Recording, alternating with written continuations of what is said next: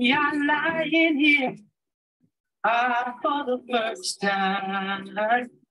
You and I.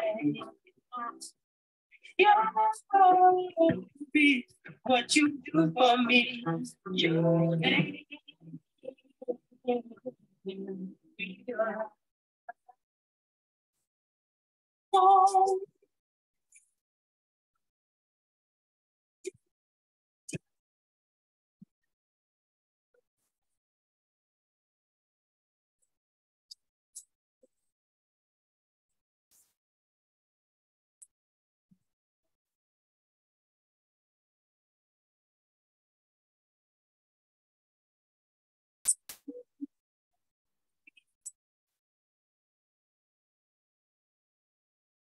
Okay, I'm gonna stop right there because you know Facebook is terrible. They are worse than YouTube about kicking you off with that music. Oh my gosh, talk to me in the chat. Let me know that you're here. It's Friday Night Live with Dr. Kim on a Thursday night. Why is she doing this? I'm tricking you all. Doing something a little different. I'm trying to record the day before. So if you're watching on Friday, I'm sorry, I'm not with you live. Maybe next week. But my beloved daughter-in-law's birthday is tomorrow. So I will be celebrating the lovely Mrs. Singleton. And so I will not be able to be with you live. But guess what? The show must go on. And so we're doing Friday night tonight. So if you're with me in the chat, talk to me. Tonight we're talking about healing and wholeness. Healing and wholeness. Are you healed? Are you healed? And if you're healed, are you whole? So there's a difference between being healed and being whole. Big difference, big difference. And so I'm going to talk about that tonight. 8 ways you can be working on getting healed and whole for yourself, first of all. And secondly, if you are in a relationship or desiring a relationship. So why did I start with that song? Usually I start with a song that is connected to my topic. And so they'll never be about healing and wholeness. You're right, because guess what? There'll never be a greater love than the love you have for yourself. You see how I did that? But the biggest reason I played it because that's just how I feel today. And it's my show, so I can do what I want to do. I'm in my feelings today. Hey, Sherry Berry. Hey, Donna Moore. Oh, there's my music lover. See, you see, I had to cut it off because, you know, I was ready to jam. So wanted to talk about this healing and this wholeness. And if you've been following, you know, I've been saying each week that I'm staying on marriage till the end of the season. And it looks like I'm going to have to extend the season. My original goal was to end at the end of May and take the summer off.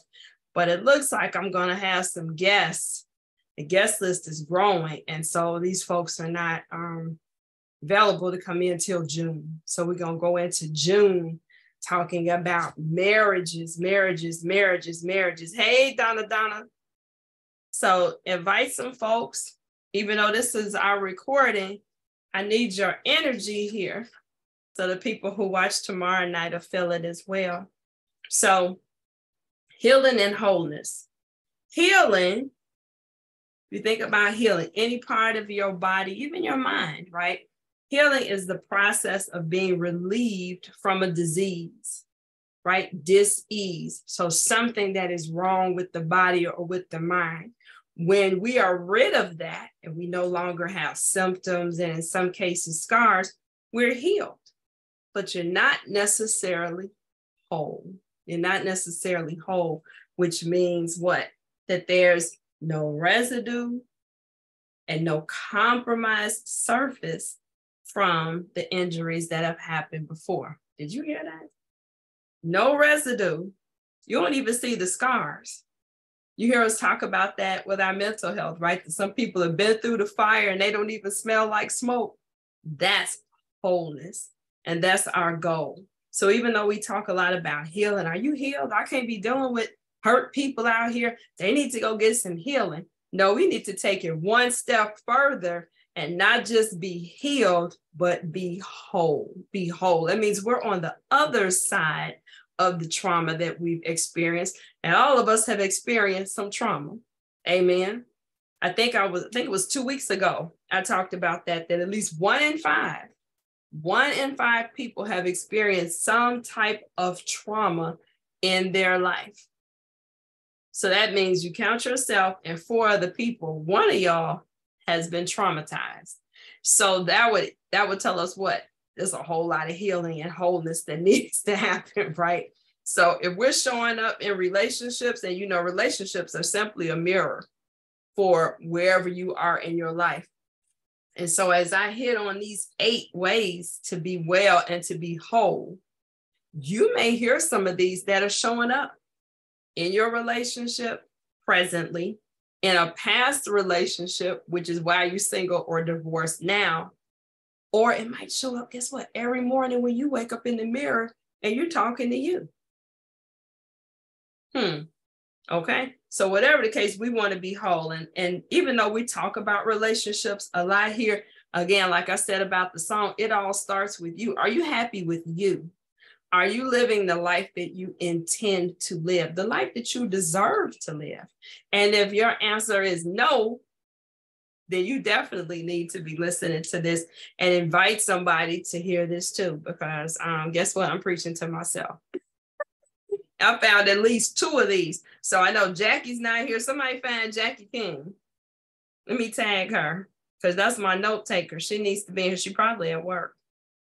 She probably is at work, but if she's not at work, I need her in here taking notes. Oh, you're here. See, just tagged you. I'm like, where's Jackie? You showed up right on time. What's up, cuz? We got Jacksonville. We got Florida in the house. So we need to be whole so we can bring out our best selves, live our best lives, and also, right, thrive in our relationships. What's up, cuz? Showed up just in time. So let's get with this. 8 ways. Now, I love this structure that I'm about to share with you. And I've taught it before. As you know, I am a teacher, right? I am a teacher by trade. In whatever space I show up in, I'm teaching. But I have specifically taught these 8 dimensions of wellness, they're called, to freshmen, right? When I was teaching at the collegiate level in my former life as a professor, one of the classes that I loved before I left academia was working with freshmen, trying to get their minds right. Okay, cuz I'm gonna post it tomorrow, but I needed to record tonight, so we in here. Okay, I won't keep up too much fuss since you're at work. And so I taught this to freshmen. Why? Because they were at a transition in their lives, right? Moving from high school into college, being on their own for the first time, many young people away from their parents, making decisions for the first time in their lives. And so they really needed to get a handle on who they were, where they were in their life, and where they need to go next. Many of us, even at the advanced age that some of us are, myself included, we're at crossroads, we're at transitions, or somewhere in the process of being, right? Or as Michelle Obama's book calls it, becoming, right? Even Reverend Small's book that I referenced last week, Becoming Mary. So our evolution never really stops, but there's certain crossroads, right, that mark huge transitions where we have to stop, pause, pivot, make decisions, okay? I keep freezing? Oh no. Really? I don't know. Because I haven't frozen to myself. So I don't know. I'm sorry. But thank you for letting me know. So if I see that on the replay, right? And I was preaching good too, right? I just finally got in the zone. But anyway, we're always growing. We're always evolving. And so this is critical at whatever point you are. But if you, like I said, experienced a breakup, a divorce, if you're married, you have an empty nest, or your partner has retired, or you've moved, or you're adding a kid, always transitions, and a good time to take inventory of where you are. There's actually an assessment, many assessments that are out there to help you evaluate yourself in each of these areas so you can see where you score the lowest and where you need to do the most work. We're not going to get that deep tonight. If you want to inbox me, and I'll send you one of the ones that I use, okay? This is also something that I use with my clients in my life coaching and relationship coaching business. So if you're looking for somebody to talk through your problems or do some goal setting, I'm your girl. You can find me on the Complete Suite LLC on Facebook, or Dr. Kim Complete Suite on Instagram. So that's my PSA. You'll hear it again at the end. Hey, Kim Roberts, we got some dolphins in here. Let's go. All right. So we need to be whole. We need to be healthy. The 8 Dimensions of Wellness was developed by Dr. Peggy Swarbrick. Dr. Peggy Swarbrick back in the 90s, as a way of helping mental health patients and substance abuse patients regain control of their lives. So instead of just the 12 steps or saying, do this, do that, examining each of the areas of our lives that will help us not just have control, but to thrive and live abundantly. And so I'm going to hit it off. So if you're taking notes or if you can take notes, let's get started. So the first dimension of wellness that Dr. Swarbrick says we should, and I'm not going to follow the exact order that she used. I've kind of rearranged them where I think they make sense for us. But the very first one, which I agree with, is the physical wellness. So recognizing the need, right, for physical activity, sleep, self-care, and nutrition. So how are we doing with that? How are we taking care of ourselves, our physical body? What are we putting into our body in terms of food? Are we resting more than taking a nap at night?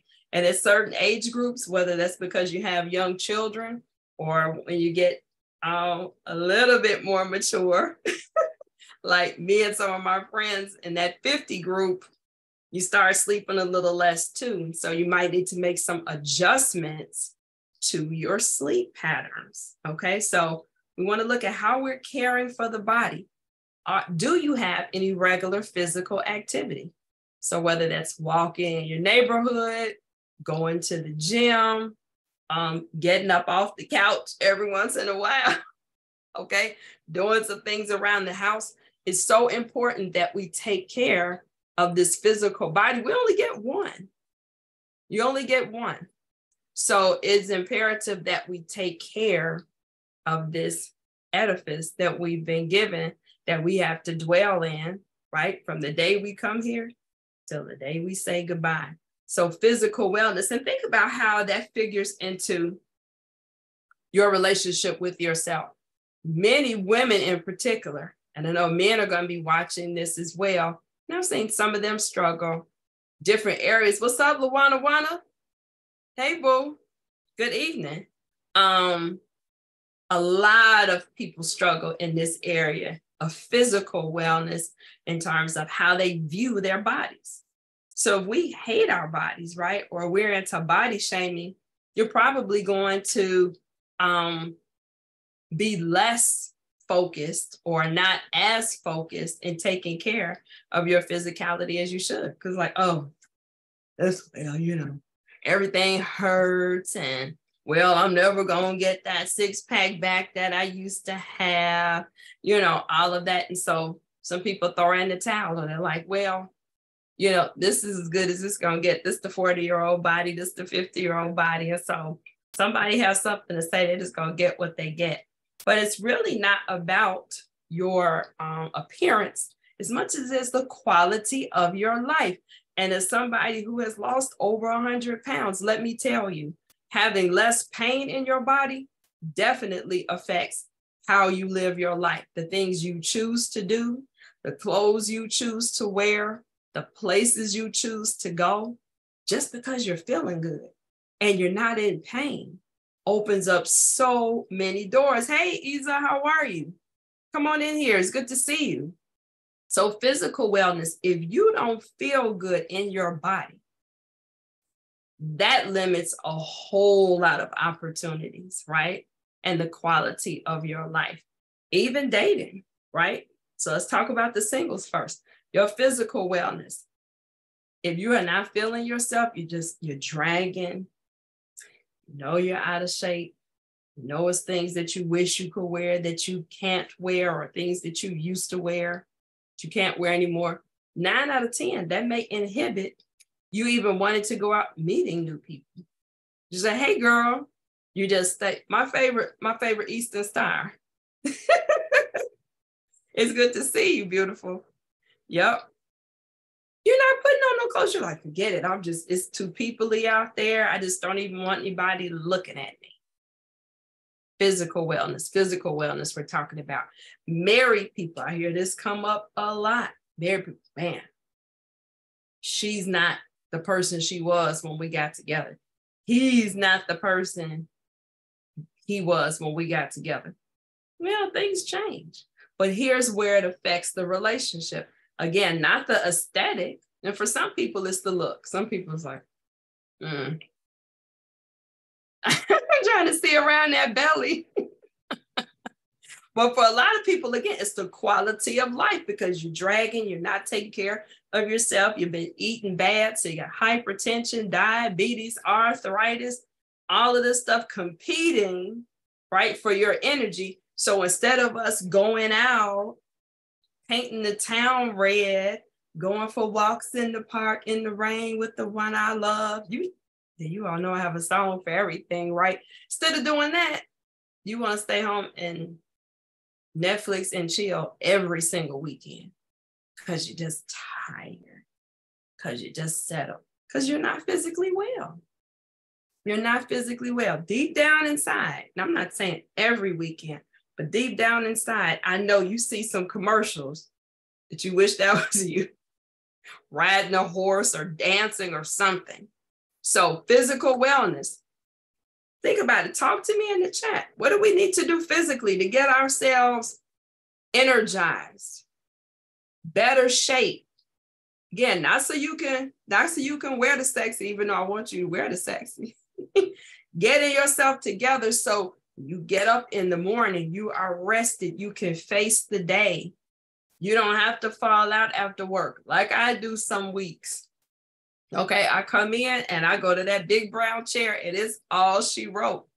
I'm like, this is not good. That's okay here and there, but this is not good. Kim has to do better. What are you eating? Are you driving through all the time? Do you cook every once in a while? Or if you are eating out, are you making good choices? Because food is our fuel. So it's either going to give you good energy or it's going to give you bad energy or a deficit of energy. So you're going to be fighting against yourself. So physical wellness. I promised I was going to be Baptist tonight and not be before you long. So let me go on through these 8. So the first way that we need to check in and make sure that we are good is our physical wellness. Check the body. Are we taking care of the body? The next one is the emotional, our emotional and mental health. How do we cope? How do we identify express and manage our feelings? Are we able to do that effectively? What does that mean? Hold on, let me see what's going on in the chat. Positive thinking and affirmations help along with what we eat, and not to eat after 7. That's a good one. That's a very good practice for, like you said, your spiritual wellness, which I'm going to get to in a minute, your emotional wellness, and definitely your physical wellness. Eating late is a bad deal. So if you can cut your eating off at 7, so your body still has maybe a couple of hours, even if you go to bed as early as 9 o'clock, which I do when I can, your body has a few hours to digest that last meal, and it's not just sitting up in your body all night. Number 2 is emotional wellness. Thanks. See, I know I told you my cousin be on it. She keeps me rolling. Number 2 is emotional wellness, and that's the ability to cope, identify, express, or manage your feelings effectively, the entire range of feelings. So what does that mean? When you're upset, do you let that drive your actions? Bible even tells us that, right? It's okay to be angry, but don't let your anger make you what? Sin. Self-control, self-regulation, so important. When you're happy, do you manage that well? Or do you go off on a spending binge, which I'm going to talk about in a moment? When you're lonely, what do? Do you close yourself off from everybody? Do you hate the world? Or do you go off and do something rogue out of your loneliness? You hook up with the wrong people. Because better to have somebody than sit there by yourself and have nobody. Have you done that? Put some sad faces in there for me if you've done that. If you've been so lonely, you just hook up with anybody. And for some people, it's not even a sexual hookup. For some people, it's friendships. You have people ringing your phone and you know you don't want to talk to that person, but you sit there and you listen to them. You're like, oh, dear God, I need to be washing my dishes and I'm listening to this foolishness. I need to be reading a book, praying or meditating, and I'm listening to this, because really deep down you're lonely. So check in on your emotional health. How are you managing your feelings? Or are your feelings managing and running you? No, I don't agree with hooking up just to have, no. Well, that's because you're in your right mind. But I'm telling you, if your emotional wellness is off, people do it every day. People do it every day. They need some shoes under that bed and somebody to roll over with. Sad but true. So how does that figure into relationships? If you are with somebody who cannot manage their emotions, you almost have a third person in your relationship or your marriage. Or you feel like you're dating Sybil if you're a man, right? God, today, you're like, I don't know who I'm going to get today, because that person wakes up and however they're feeling is what the world is going to get. They don't know how to use their words, which is what we say to small children, right? If you're upset, use your words. I'm feeling sad, or I'm feeling happy, or I'm feeling lonely. Okay, so we have some adults that don't know how to use their words. And so they fly by the seat of their pants. However they feel is what you get. So when they're angry, they may shut down and everybody is supposed to appease them. Are you serious? That's a difficult person to show up in a relationship. And let me tell you, hey, Miss Bush, this was one I had to work on. When I kept hearing from partners, you are so emotional. Now, some of that is just men being men. Okay, I'm going to call it the way I see it. Some of that men do feel like, oh my gosh, women are so emotional. We emote externally. Men tend to emote internally. What does that mean? So we're going to put our feelings out on the table. The trick of the matter, which is what Dr. Swarbrick is talking about here, is managing those feelings. There's nothing wrong with crying, but if you got to cry about everything at the drop of a hat, you're out of balance, boo. I've been that girl. Okay. If you got to slam doors, I'm not going to say nothing, but you stomping and you're quiet until somebody says, what's wrong? Nothing. You're emotionally not well. You're out of balance. Get your life on track. So it may be some of these other areas that's going to affect that. Okay. And you're going to see how they overlap as I go through them. But that emotional wellness, if you find yourself snapping off or having private temper tantrums or road rage, if your emotional wellness is off and it shows up like that, it could be from lack of sleep and that physical wellness. It could be from your diet, having too much sugar, take you all over the wilderness. So emotional wellness makes it very hard for you to be by yourself and also to interact with others. Get a grip, get a grip, get a grip. Maybe counseling, maybe therapy, it may be devotion, as somebody was just saying, meditation, centering yourself. You hear that terminology in yoga. Chill pill, learn how to breathe deeply, use some mindfulness strategies. See, some people count backward, right? Staying in the moment before I respond. So getting a grip on your emotional wellness. Physical wellness, your body. Emotional wellness, your feelings. The third one is social wellness. Social wellness. So you see how I'm moving from the internal to the external, right? Social wellness is the ability to develop a sense of connection, belonging, and a well-developed support system. So that's friendships, that's platonic relationships, romantic relationships, familial relationships, relationships with your family. I can't tell you how many people I know who don't even have good relationships with their children. They don't even get along with their children. They'll get along with their parents. And again, that's a show I'm going to do next is mommy issues. You hear a lot of people talk about daddy issues. It's some men and women walking around with mommy issues. That's part of social wellness. How do you get along with others? And I laugh about that because there was a book many years ago that said everything I learned in kindergarten. It's literally true. So one of the things that we used to have to evaluate children on was their ability to get along with others. That's a skill. It's a social skill. And so when we find children who have difficulty getting along with their peers, that's a red flag, we call it. That means that's a warning sign that something else is going on with that child in their development. They're not well. It may be as severe as them being on the autism spectrum.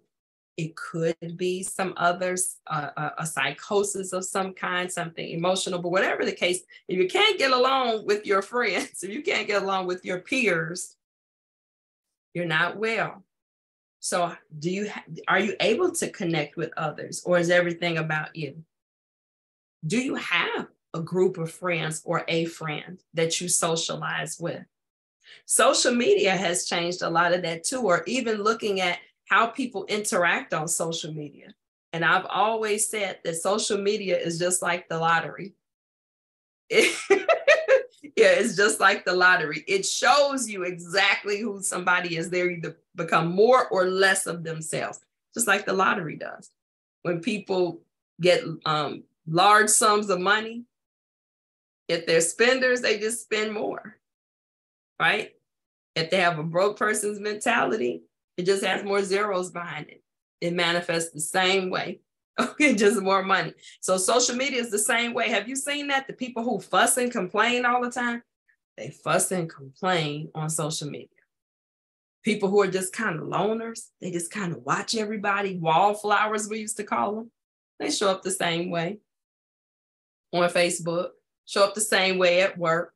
So social wellness, do you see how that can impact not only you forming relationships, right? If you really have a hard time connecting with people because you have trust issues, which I talked about a couple of weeks ago, or you have abandonment issues. Last time, everybody I ever depended on, they leave me, so I'm just not opening up my heart to anybody. Boom.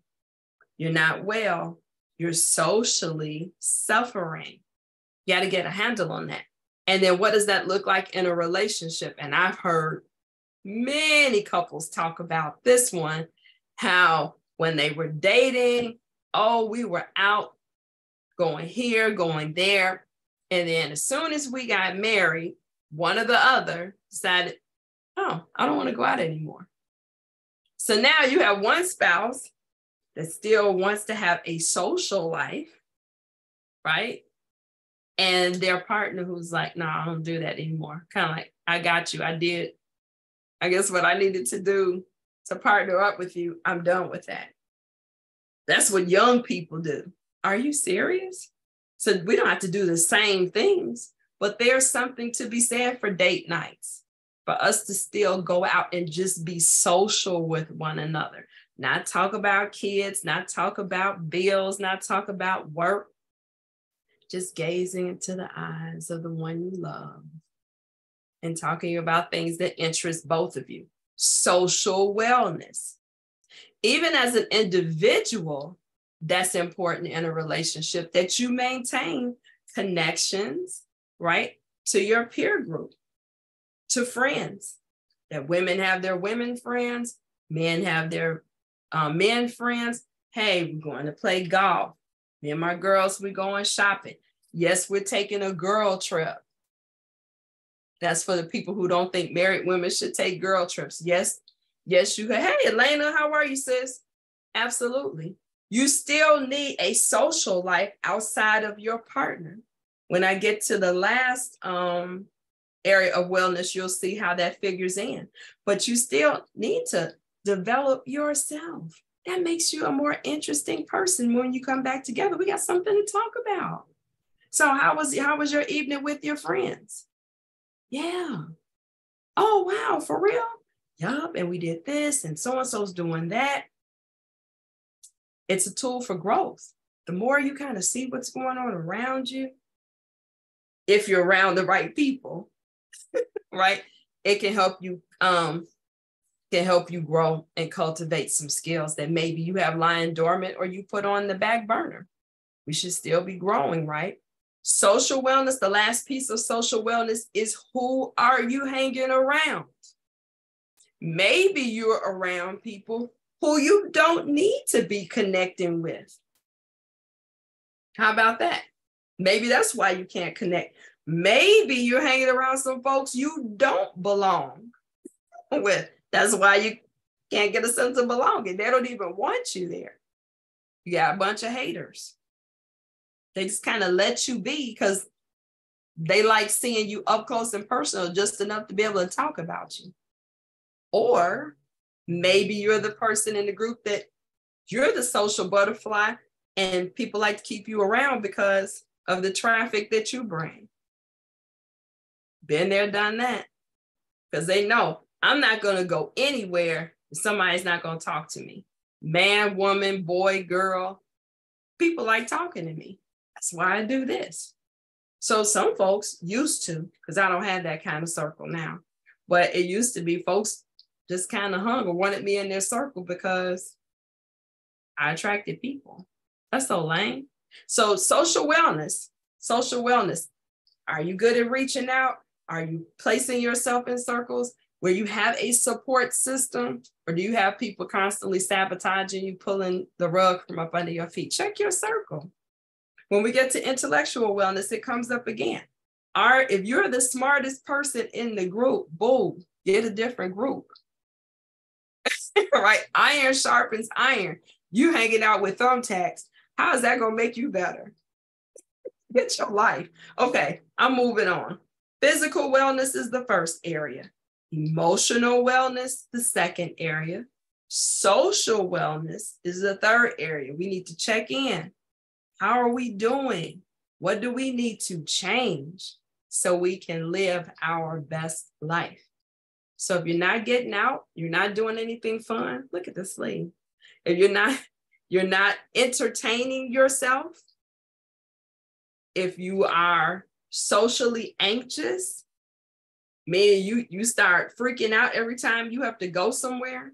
And I'm talking about something different than age, because I think a lot of people, you show me some laughing faces if you agree with this, where you get to a certain age and you are glad to be home. Like, I'm paying all this money for this mortgage. I want to sit here and look at this ceiling. Yeah, I paid a lot of money for this ceiling. That's a very nice ceiling. I'm not talking about that. But when you're saying, oh my God, I don't know if I go, what should I wear? How will this look? I don't want anybody looking at me. That's social anxiety. When you got to rehearse the entire event in your head before you can get there. I remember being there. But I had to figure out, I would go so far as to looking at where were the entrances and exits of a place, so I would know how I could get in, how I could get out, where I'm going to sit, what I'm going to order, so I wouldn't have to do all that in front. Isn't that terrible? That's a lot of stress. And so if you're by yourself, it's stressful. If you're with a partner, that's stressful. So social wellness, a lot to that. Let's get a handle on that, okay? Now, here's one. And this combines the physical, the emotional, and the social, and that's your sexual wellness. Yeah, we need to be well even in our sexuality. It integrates our body. Is your body operating optimally where it should, how it should? Are you broke down? Emotionally, you got to be able to connect, right? In a sexual sense, being able to walk in your femininity, your masculinity. If a man doesn't feel like a man, he's not approaching a woman. And if a woman is not feeling like a woman, she's not receiving a man. You heard me? That's emotional. Okay. And then the social piece, right? You can't connect. So when you can't have sex by yourself, not quite as much fun. So you do need to be social, right? To be able to connect with somebody, have a sense of belonging. Sexual, I talked about this, was it 2 weeks ago or 3 weeks ago? When I was sharing with you Maslow's hierarchy of need. And he talks about, or his theory, that all of the things that humans need in order to become their highest self, right? To reach their full potential. And at the very bottom, the basic needs of humans, along with food, water, shelter, and safety, is sex. So anybody who's saying to you, that's an extra, I don't really need that. Yes, you do. Yes, you do. That is part of your physical wellness. That's part of your emotional wellness and your social wellness. We do need that. And that's why you see when that sexual wellness is off, it's going to affect probably 7 to 8 of these other areas, right? Sex is beneficial for your heart health. It is obviously beneficial for your sexual organs, and I'm going to come back to that. It's definitely beneficial for your emotional health, right? And your social health. So look at this. I remember, don't laugh. You can laugh with me on this. I remember probably a year or so after I was divorced, and my mother took me aside. She said, I want to talk to you. And I said, oh, okay. And I'm like, what did I do now? Because I was always doing something. And she said that I seemed really angry. And I said, really? She says, yeah, you just seem really angry all the time. You all supposed to be laughing. This is about to be funny. And I said, wow, I didn't realize that. And she says, yeah, well, that happens sometimes to people when, after a divorce, when you haven't been having sex on a regular basis. So you might want to talk to your doctor about that. I almost died. I was like, really? So she said, you ain't been getting done, so you're a little angry. I was like, oh my. So they have a medicine for that? They go, my doctor, excuse me, don't mind the cobwebs, but I ain't had sex in a few years. Do you have something I could take for that? Because I'm not good. I must have cracked up, but it's true. Sexual wellness is a thing. Okay. Another way that shows up. Y'all aren't laughing. That wasn't funny to you. That was hilarious to me. Another way this has shown up, and I've had some people talk to me about this same thing after a divorce, the end of their relationships. Watch this, because it links back to the emotional wellness. Near the ends of their relationships, they thought, wow, something was wrong with them sexually. Their bodies didn't respond like they normally did. Women were not self-lubricating. Their bodies were not responding to their lovers anymore. They dry as toast. Men who have talked about they couldn't get hard, even with stimulation. But yet, after the relationship is over, guess what? Those same women flowing like a river, and those same guys start saluting if the wind rises up. It's like little or nothing. And what was wrong? Because the emotional wellness was off with who they were with, all of the feelings that was going they were going through with the demise of the relationship, and it affected their sexual wellness. It could not perform. It couldn't perform because the feelings were shut down. Then it starts affecting your body. Sad, isn't it? So, yep. Everybody needs some loving. Okay. Everybody. So the trick of the matter is finding what a pro-social approach to finding consensual, intimate relationships. So don't just be running out there and say, well, Dr. Kim told me everybody needs some loving, so give me some. That's not what I said. That's not what I said. Okay. But it is beneficial to have that outlet in your life.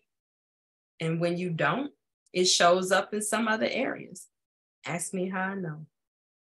Amen. That's all I'm going to say about that. Okay, so we have physical, right? Everybody, lottie-dottie, and everybody needs some love. Okay, physical wellness, got to get your body together. Emotional wellness, check your feelings. Social wellness, can you connect? Do you belong? Figure it out.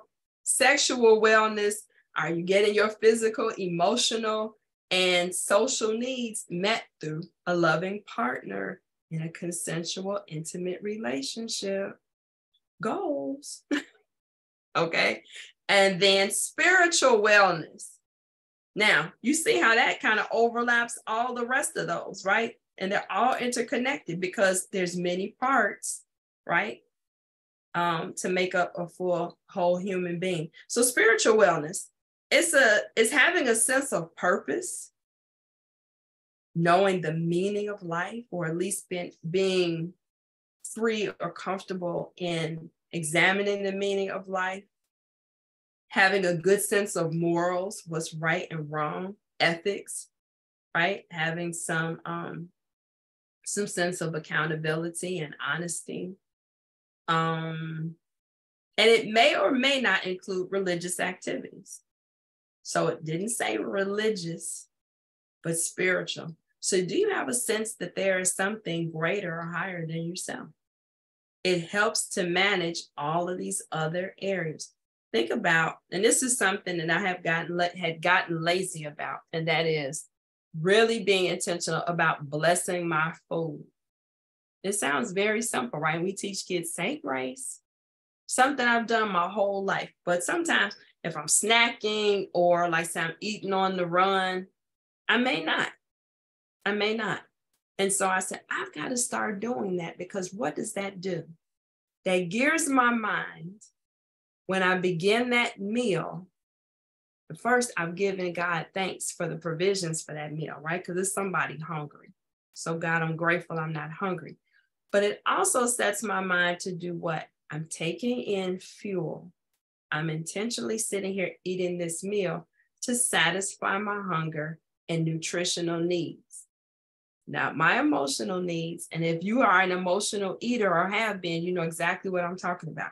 You can sit there and eat a whole box of something and don't even realize it's gone because you're just throwing it in your mouth to satisfy yourself orally, right? Or to satisfy yourself emotionally. I'm calming myself down by chewing on something and, you know, just shoveling stuff in.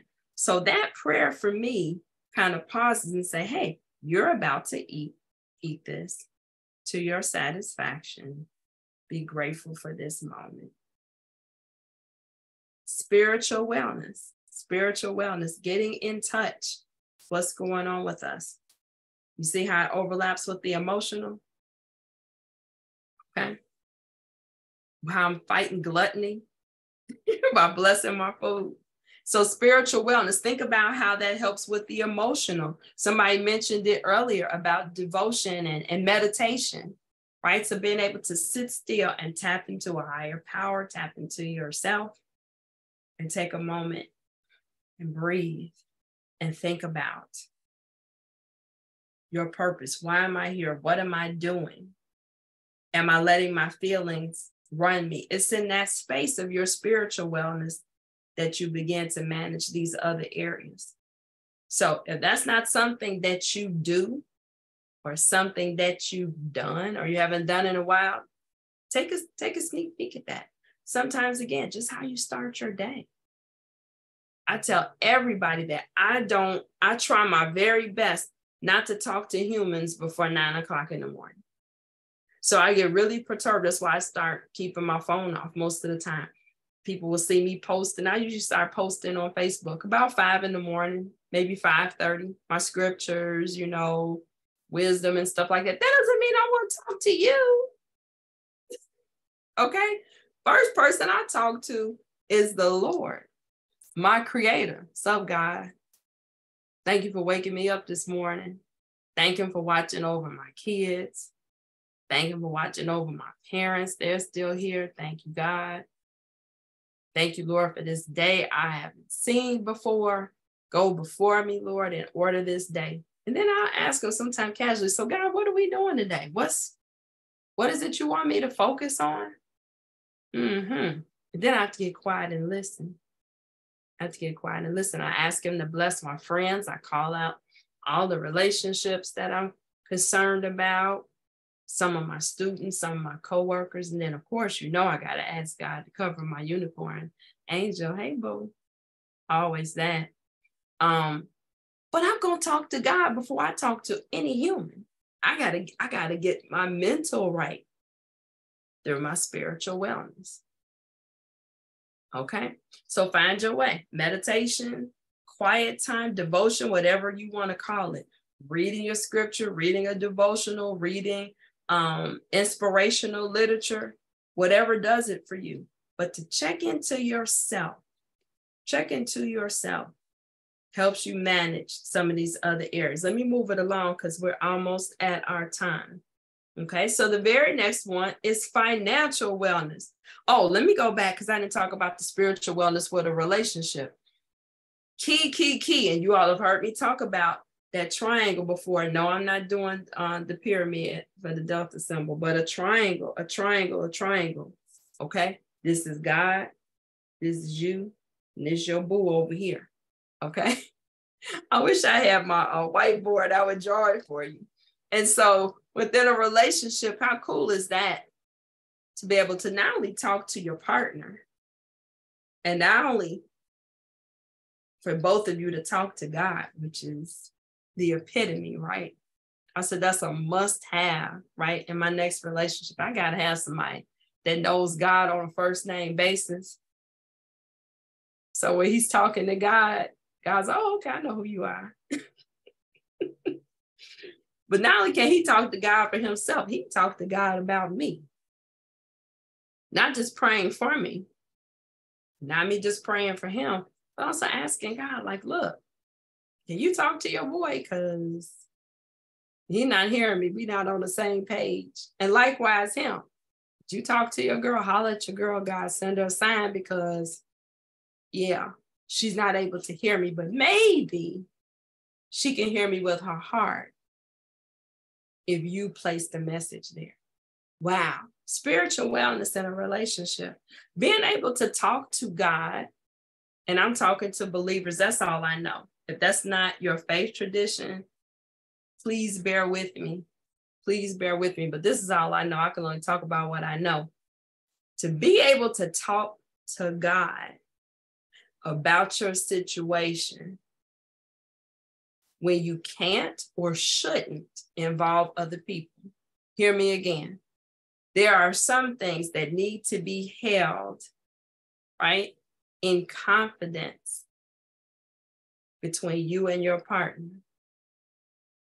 But you're like, my goodness, if I just, to be able to talk to God is the safest place to go. Next to a pastor or a counselor. You go straight to the source. We're going through, we're having a moment. Lord, help me before I go on one of these groups and ask for advice, before I get on the phone and ask my miserable friends who probably worse off than me or lonely. Before I go ask anybody, I'm going to talk to you. I'm going to talk to God. God, what should I do? And then wait for an answer. Wait for an answer, because what did we talk about? If you listened to me and Chris last week, one of my young mentees from church, once you tell your family, they're not going to forget. They're not going to forget. So now the gig is up, the word is out. And that's going to compromise your relationship. So that's spiritual wellness, to be able to go up, go vertical, before you go to horizontal. Go to these relationships, your friends, your family. Google, go to God. Go to God. That's the space I'm in right now. I can't talk. I don't have anybody I can talk to and tell what's going on with me. I can't do it. I can't do it. Got to go up. Got to go up. Because for me to go to the left or to the right, may compromise where I am in the movement, the space, the way I need to pivot and move in this time. Spiritual wellness, financial wellness. Now look how those go together. When you're in tune, right? That's going to drive how you spend your money. How you spend your money. Some people, if you're not spiritually fit, if you're not spiritually well, think that money solves all your problems. Don't need God. I got money. I don't even need to deal with my feelings. I got money. Or I got good credit, until you wreck it because you're just out here buying stuff. To satisfy a hole in your soul that money cannot buy. Look, I was listening to one of my favorite podcasts last week. Maybe 2 weeks ago now. Dear Future Wifey, I know some of you all follow him, Laterris Whitfield. If he ever sees one of mine, hey Laterris, I'm gonna be on his show one day. Me and my husband, my future husband, we're gonna be on Dear Future Wifey and tell our love story. Miss Marie, she already prophesied that, and I believe her. So either I'm gonna be on his show or he's gonna be on mine. But anyway, financial wellness. He had a guest on there. This girl was a multi-millionaire, young Black woman, very attractive too. She had in the millions in retail and sales and real estate. And she said she thought she was at a pretty good place in her life. But she decided, she just got up one day and decided she was going to go buy a Lamborghini. And then she was like, no, I'm not going to do it. And she had people in her corner, yeah, do it. Now, they weren't on her level. They wanted her to get it. Why do you think they wanted her to get it? You all talk to me. Why? You had a friend, or maybe cuz, you right here. I say, cuz, I'm about to go get this Lamborghini. And you know, I've never talked about having a Lamborghini before. Where is this coming from? But you tell me, all right, cuz, go ahead and get it. Yeah, get it. Do you, girl, you deserve it. Part of that was because what? They want to be able to say, my girl got a Lamborghini. Number two, they want to be able to ride in the Lamborghini. She was buying that Lamborghini because she just said she just had money to burn. And she was always buying something to feel better. Millions. Got a home facing the ocean, beachfront property. She's about a good size 6, body type, gorgeous, got the good hair, okay? All of that. Beautiful man. She's living the life. Miserable. Trying to fill this hole in her soul. Spiritual wellness was driving her financial wellness. She eventually, now she was near bankruptcy. She didn't go bankrupt, but she was near bankrupt. A millionaire, because she wasn't balancing. So financial wellness is our ability to budget, and you do need to be able to budget no matter how much money you have. What does budgeting mean? It doesn't mean that you scrimp, right? I can't have nothing. It means you know how much you have coming in, and you decide how much of it you're going to spend, how much you're going to save, how much you're going to invest. You make intentional decisions about your money. So you say you have a budget, doesn't mean, oh, I'm budget conscious, like I don't have it, you don't have any money. It means this is all the money I have for this particular endeavor, whether it's shopping, whether it's purchasing particular goods. In my other line of business and real estate, some people have all kinds of money, but they're like, that's all I'm willing to spend on this. That's financial wellness. Being able to save, delayed gratification. There's some things I need to just put some money aside for a rainy day. You see what's happening with these banks, right? Put some aside for a rainy day or save for something you want to purchase later. Financial wellness. Managing current and future personal finances. Okay, so thinking ahead. Again, delayed gratification. Thinking ahead. What am I going to want to do in 5 years? Where do I see myself in 10 years? You see how this played out when I was having this conversation with freshmen?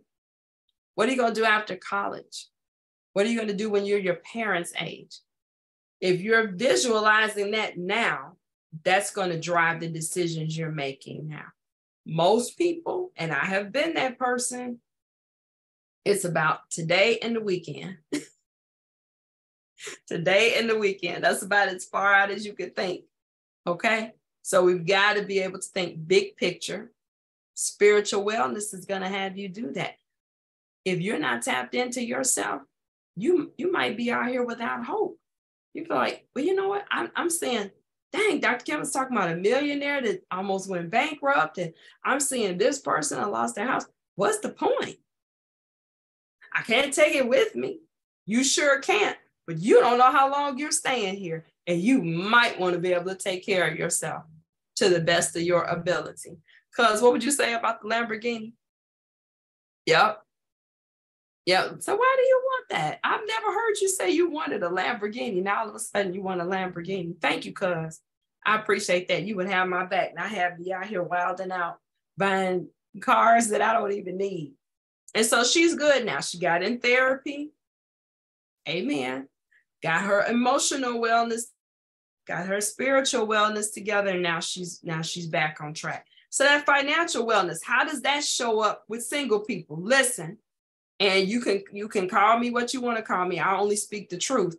I see some women out here who thinks that men are the solution for their financial wellness. Well, once I find a husband, or I need a boyfriend who's got this, and that. Really? Stop it. Give me your hand. Stop it. Nobody is out here looking for a dependent. Who's looking for a dependent? Except during tax time. Right?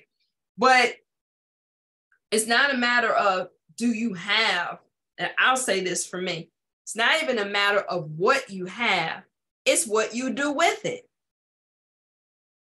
But to think that you're going to piggyback on somebody else's success and stability is stinky. And don't you know, good men can smell that. A bad man will take you for a ride and say, okay, I'll go ahead and butter your bread. It's going to cost you. It may cost you a little, probably going to cost you a lot, but it's going to cost you. So go ahead and ride that gravy train if you want to, and allow him or beg him to pay your way for everything. Oh, he handled my rent. Oh, he handled my car note. Oh, he handled this. Oh, yeah, he handling it. And guess what? You're going to handle some stuff too that you may or may not want to. There's a cost. There ain't no free lunch. My economics teacher taught me that in high school at the esteemed Whitney M. Young Magnet High School, also attended by the former First Lady Michelle Obama Purr. So he told us that there's no free lunch. So you're going out here thinking that if I just get with the right person, I'm going to be straight. Have your own portfolio together to the best of your ability. Again, it's not what you have, it's what you do with it. Case in point, when I met Mr. Garrett. Okay, when I met Mr. Garrett, my second husband, wonderful young man. He was very ambitious. He did not have the education that I had, but he had chutzpah, they would call it. He was highly motivated. So when he asked for my hand in marriage, bless his heart, he gave my father the 5-year plan. He said, within 5 years, I'm going to enter this program. I'm going to get IT certification. I'm going to purchase Kimberly a home. We're going to do this. We're going to do that. He had accomplished the 5-year plan within 3 years. Okay. Highly motivated. He was not making the money that I was making, but he was disciplined in terms of finances. He was very good at saving. He was very good at investing. And so in a short period of time, like it's about 3 years, 4 years, not only had he exceeded me in salary, okay, but he had shown me a lot of things about, hey, this is how you save. This is another way to save. This is a way to invest, liquid, as well as long-term investment. What he didn't know, he learned from older men on his job, and as well as talking to my dad. So it wasn't a matter of what he had, it was what he did with it. So that's for single people. That's for married people. Most marriages in the last 20 years, before this last poll came out, where they said the biggest cause for divorce is alienation, right? People just not being invested, not being on the same page. Prior to that, finances was the number one reason for most divorce filings. People had either lost money, and we know that happened in 2008, and we got hit hard before we were divorced. So economic conditions in the country, the loss of jobs, mismanagement of funds, overspending, overextending yourself, etc. All of those things, not being on the same page.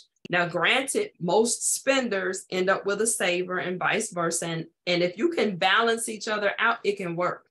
But so many times people are like, my money is my money and your money is our money. Don't talk to me about what I do over here.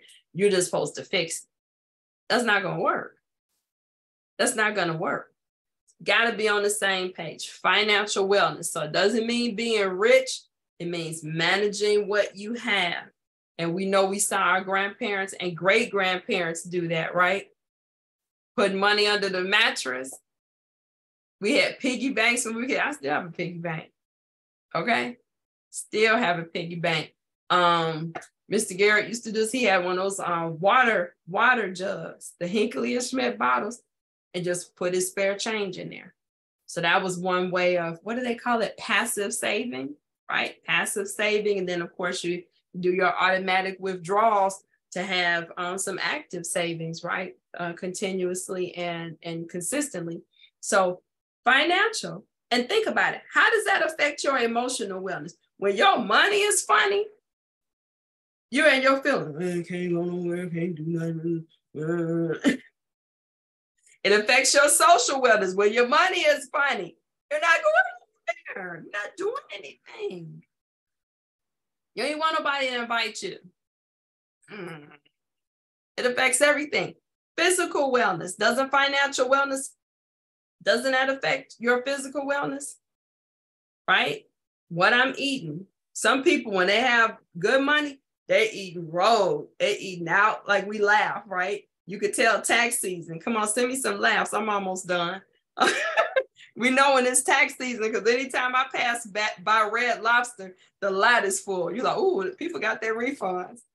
They eating crazy, right? And then when the money is low, I don't know. Because we know that there's some inequity, right, in food supplies. So sometimes it doesn't matter, right? If you don't have a lot of money, you might be eating things that are not good for you. Because unfortunately, to eat healthy in this country can be expensive. It can be expensive.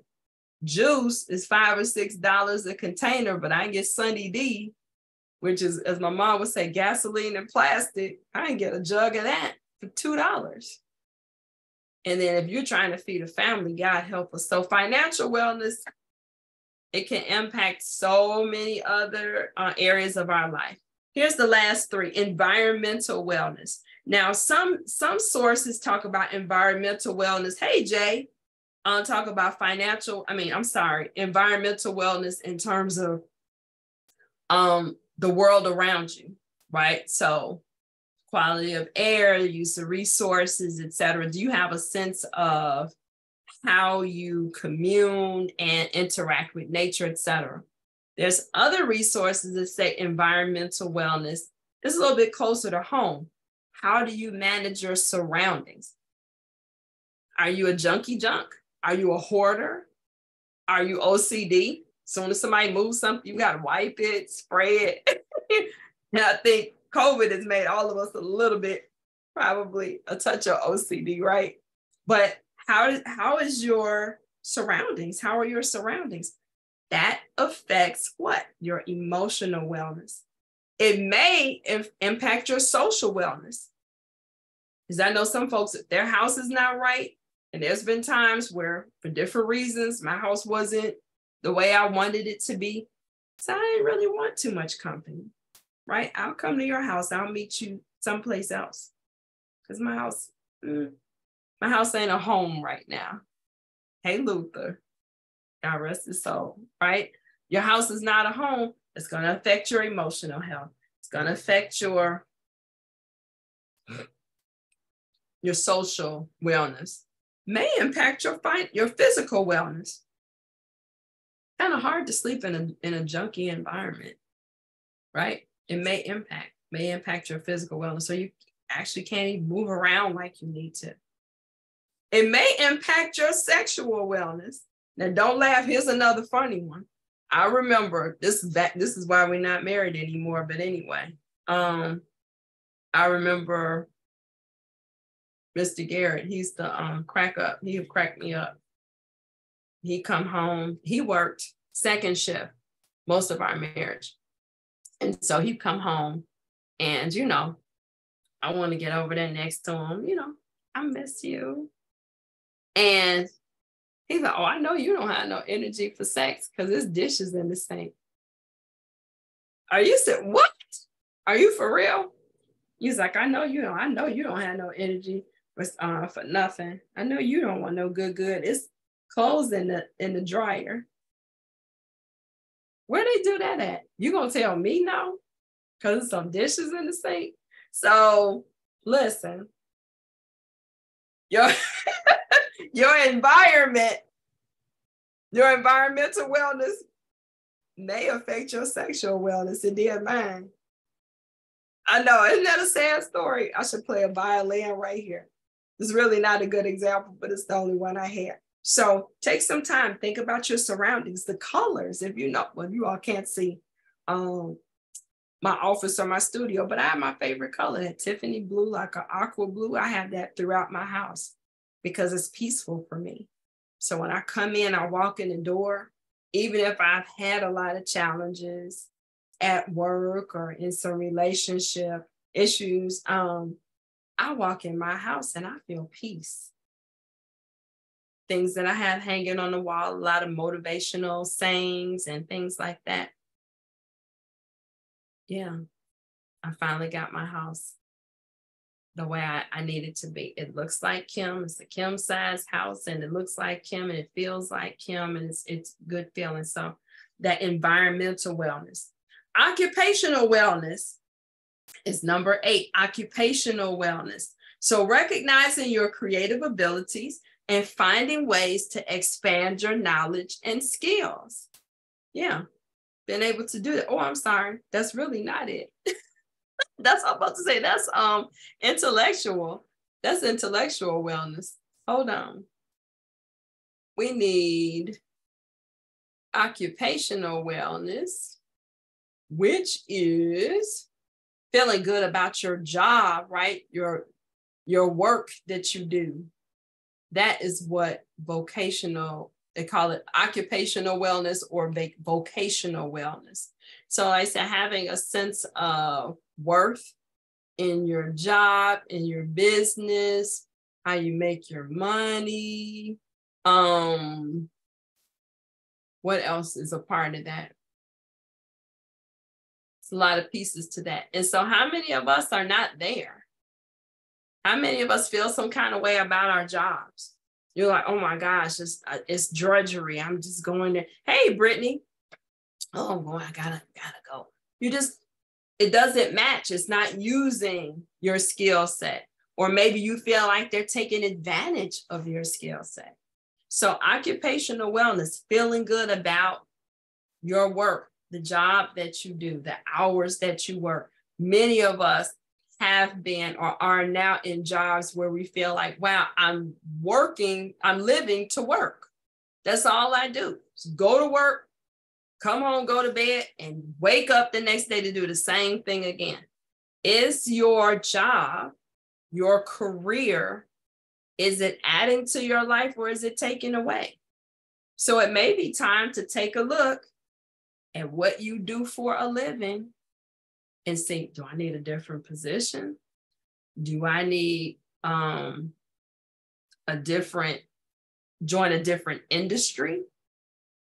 Okay. Me too, when I step in the door, yep, your house says the queen is home. Absolutely. Okay, so occupational wellness is when you feel good about what you're doing. And again, this is something I shared with the freshmen. If you find a career that you love, you'll never work a day in your life. You know why you're getting up, you look forward to getting up, and you're going to do well on that job because you understand why you're there. It's aligned with your purpose. You're like, I was made for this. I was wired for this. And so you're going to function well. Hey, Felicia, you're going to function well in that job or that career. You're probably also what? It's going to affect your emotional wellness, your physical wellness. Some of these jobs are wearing us out physically.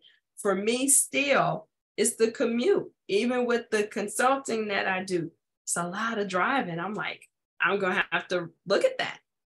That there's only certain districts I'll work with, certain schools I'll work with because I just can't deal with the traffic anymore.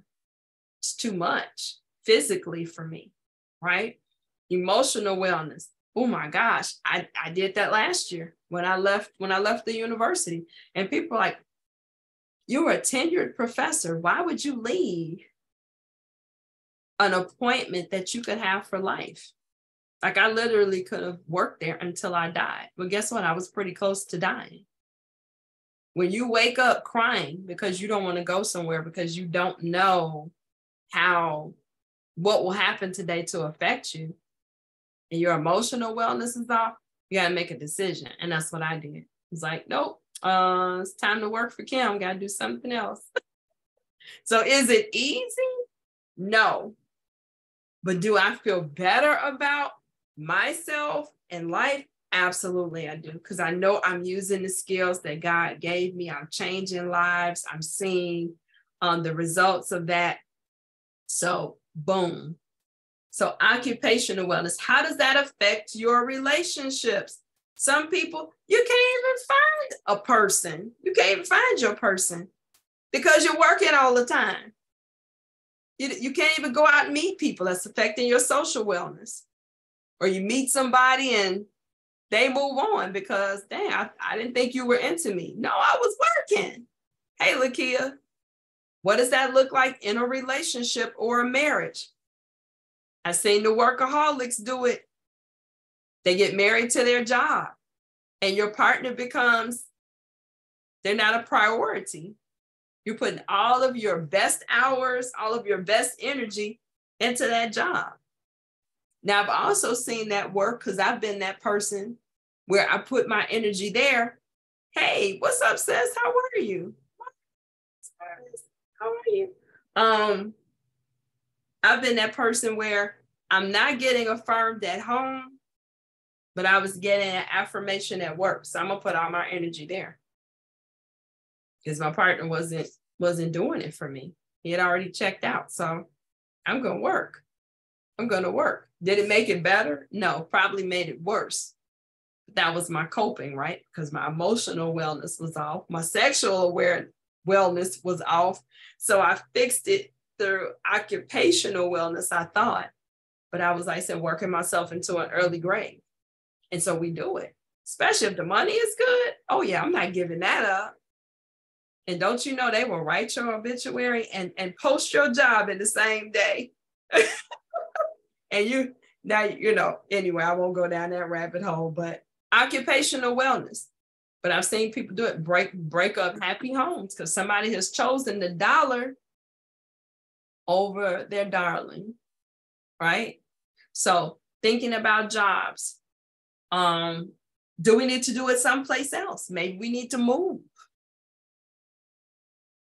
Maybe we need to work for ourselves. Maybe we need multiple streams of income so we're not putting all of our eggs in one basket and feeling like I got to go to this job because if I lose this job, I'm going to lose the farm. Maybe you need to find several different ways of bringing money into your house, whether you're single or married, so you're not totally dependent on massa to get you paid. I'm not going down there. Last one, intellectual wellness. Take care of your brain. So we talked about the one part of our brain, right? Our emotional health, our emotional wellness. The other part of our brain needs to be cultivated and taken care of as well. Your intellectual wellness. That's where, and I misquoted a while ago, recognizing your creative abilities and finding ways to expand your knowledge and skills. What are you listening to? What are you reading? What are you doing with your brain other than showing up every day, putting the beans in the box, stacking papers, sending emails? You do the same thing every day, right? So your brain has kind of already rehearsed that. You're stunting your growth. And have you met people like that? You haven't seen them for 10 or 15 years and you're like, oh, they sound exactly the same. Like they've been at that same desk in that same chair and you left them right there and they haven't been anywhere because they're not taking care of their intellectual wellness. They're not exercising their brain. They're not building synapses. They're not adding anything to what they came here with. You should know something different. Gosh, what time period do I want to put on that? I'll just share what I do. For myself, the end of the month, I do like, gosh, I wish I could show you all. I do a mini vision board every month, the beginning of the month. What do I see happen in this month? What do I want to do socially? What do I want to learn? What am I going to read? What am I going to go see?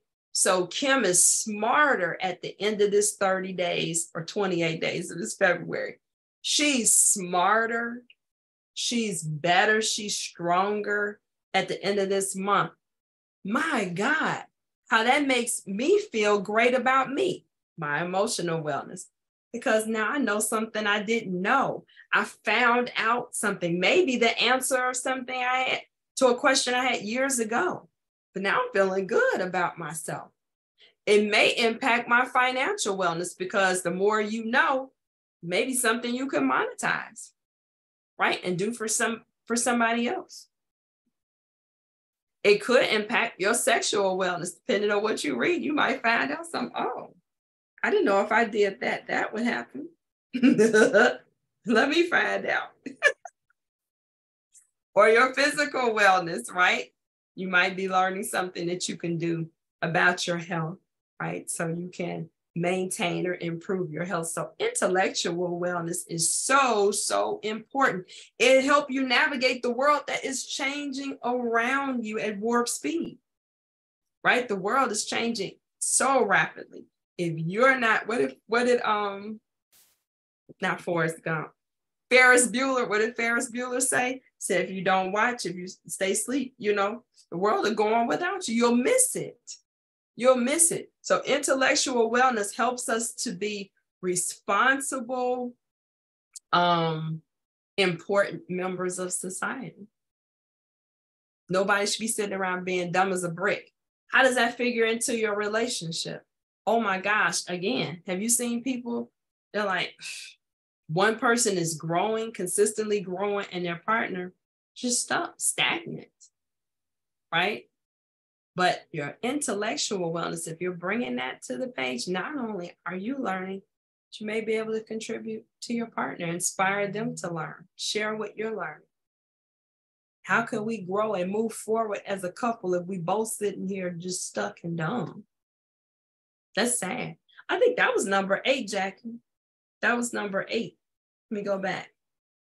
Physical, emotional, social, sexual, spiritual, financial, environmental, and occupational. Oh, wow. And intellectual. So it was 9. It was 9. And then I had a new one that they snuck in, and that's cultural. Cultural. And I thought, oh, that's deep. So that has to do with your identity, being aware of and appreciating your own cultural background, as well as learning about other cultures, right? And then on top of that, being able to use that ability or the ability to use that knowledge towards building inclusive environments and valuing diversity, et cetera, et cetera. So can you see how that happened? Not only am I rooted and grounded in who I am, and in my case, my Blackness, my Black womanhoodness, okay? I'm aware and I'm proud. I know how I show up. I know how the ancestors informed or created a foundation for me to be able to be who I am and show up as I am. Think about how that figures into us as individuals. How would you show up in your social circles if you really embraced your Black womanhood or your European womanhood or your Indian womanhood? If you really, really say, I know I'm proud of who I am and where I have come from, and all of the women and men, so I know it might be some men watching, and men who came before me, who got wet so I could stay dry. How would that make you show up differently in social spaces, in occupational spaces, and even in relationships? Come on now. You would stop letting people treat you like Alabama trash if you knew you were a queen for real. Not because you put on a t-shirt that says queen, not because you got jewelry that says queen, but because you wake up and you know in your knower that you have value because of your cultural background. I wasn't born, my people weren't born slaves. We were kings and queens. We invented architecture. We invented mathematics. We invented many scientific formulas and processes. We did not begin in slavery. When my esteemed pastor emeritus, my forever pastor, Reverend Dr. Jeremiah A. Wright, Jr., period, taught us that as young children. We didn't begin in slavery. No, indeed. That totally changed how I saw my brownness. That totally changed how I embraced my intellectual capacity. Oh, it's not strange that I'm smart.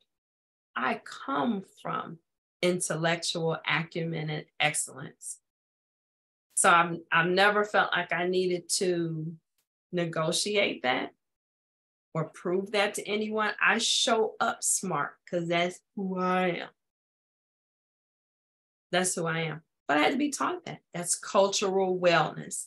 Cultural wellness. And when I forget, I have to do what? Tap into my intellectual wellness and go back and read some more, read about somebody else. That's why I love biographies. I love biographies because I get to see how someone started here, and if they're dead, how they finished. But definitely what happened in between. What can I take from their story to make my story, right? The one that I'm living right now, impactful. Cultural wellness. Feel good about who you are for real. Not, and I talked about it about a month ago, not what social media says about being a woman. What makes a woman important? A big ass. That's not a woman. That's part of a woman. That is not what makes you a woman. That's not what makes you a valuable woman. That's not even what makes you a beautiful woman. So knowing culturally, read some Maya Angelou. What does she say about a phenomenal woman? Read that. I wish I had it in front of me. I only know part of it. Maybe that's what I need to do. Maybe that's a goal for myself, right? To memorize it. Okay. But she says more than the span of my hips. And that's a beautiful part of me, for sure. That's not what makes Kim beautiful. That's not all of what makes me me. It's not all of what makes you you. The men, square shoulders and a barrel chest, that's not what makes you beautiful. We admire it. The ladies can admire it. That's not what makes you beautiful. That's not even what makes you strong. So, hey, Mia. So knowing about our cultural. So to recap, these are the 8 ways. If you missed the beginning, go back and rewind it. Go back to the beginning. But these are all of the ways that we need to check in and make sure we are whole. When we actually practice these things and we're intentionally working towards healing in each of these areas, we become whole. And then we can show up in relationships giving what we're supposed to give and receiving what we're supposed to receive. Because when we're not well, sometimes we reject that which is good for us because we're not used to it. It's foreign and it feels really weird. So we push people away. But if we have physical wellness, taking care of that body, emotional wellness, taking care of those feelings, social wellness, taking care of relationships, choosing healthy relationships, both platonic and romantic, sexual wellness, getting your sexual needs met physically, emotionally, and socially, right? Choosing good partners. Choosing giving partners, caring partners in that area. We need good sex, just like we need good water and good sleep. So choose well, my friends. Your spiritual wellness. Are you tapping into a higher power? Are you tapping into your moral and ethic base as a barometer for making decisions, maybe about some of those friends and choosing partners? Financial wellness, taking care of your resources from your job and from other avenues, making your money work for you instead of you just working for your money. Environmental wellness, take care of the area around you that you exist in, because that's going to affect your other areas of wellness, particularly your emotional. Occupational wellness, we need to be intentional about how we spend our time making a living. Is this job working for me? Or is it driving my life? Am I simply living to work? Bad outcome. And there may be periods of our life that we have to do that, but that should not be our story from beginning to end. So if that's where you are, pivot. Pivot. It's okay. Life is good on the other side, let me tell you. Intellectual wellness, exercise your brain. Feed it good stuff. Just like we said with physical wellness, we feed our body healthy foods. Feed your brain with healthy materials. Even what you're watching on TV. It's okay to have some mindless entertainment, but that shouldn't be everything we're watching is reality TV shows and foolishness. Feed the brain. Build the brain. Learn something new. It's going to impact your life. And then last, cultural wellness. Tap in and find out who you are, where you came from, what legacy do you carry in your bones, in your flesh, in your heart. Who was in the past, right? Who did you come from? Whose blood runs through your veins?